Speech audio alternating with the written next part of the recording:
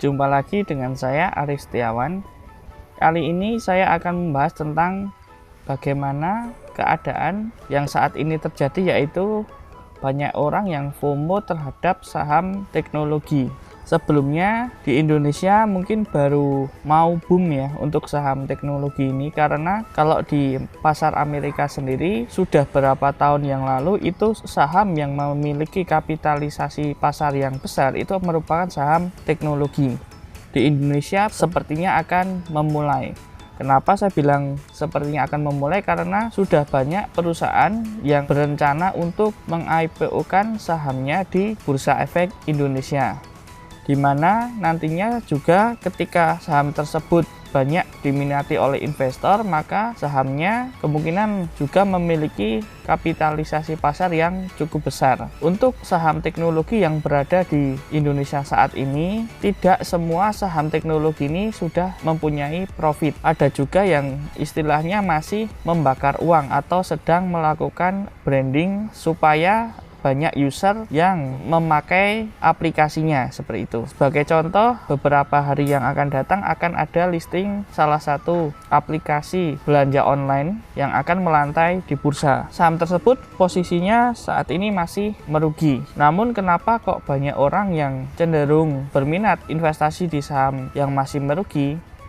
Pertama, dari prospek ke depan. Untuk saham teknologi diharapkan ke depan akan menjadi new ekonomi baru yang semuanya serba digital, di mana nanti transaksinya menggunakan aplikasi online semua, dan bisa jadi ke depan kalau dilihat dari target pasar dari aplikasi tersebut merupakan generasi yang melek teknologi, di mana kita tahu sendiri generasi kelahiran 90, 2000 akan menjadi market ke depannya karena usia produktif, di mana generasi tersebut generasi yang keinginan sesuatunya tinggi namun pengen serba praktis cepat, generasi yang pinginnya instan. Seperti itu. Contoh untuk belanja, semuanya untuk pesan makanan saja mungkin sudah banyak orang yang malas antri di restoran sehingga memesan makanan dari aplikasi online, dan juga untuk belanja juga enggan untuk memilih secara langsung, apalagi dengan adanya kondisi COVID seperti sekarang.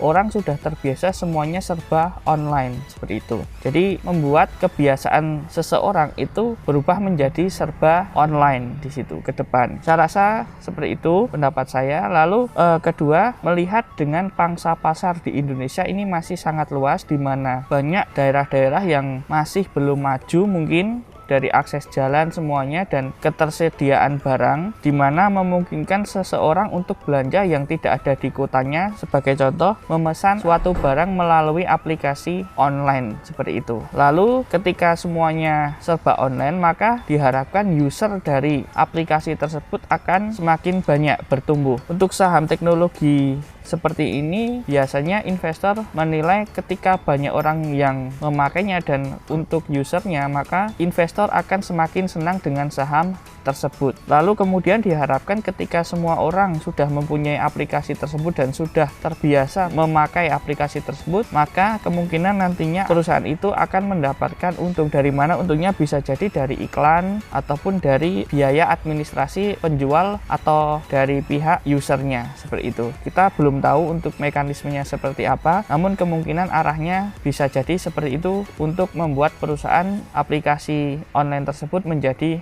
untung. Lalu bagaimana menanggapi kita sebagai investor yang ikut-ikutan? Saya rasa boleh-boleh saja asalkan sudah mengetahui profil resiko kita sendiri dan memakai uang yang sekiranya siap menerima resiko, dan andai kata nantinya menjadi untung, itu juga akan menambah aset dari investor tersebut. Saya rasa demikian. Sekian diskusi dari saya. Sampai jumpa di video berikutnya.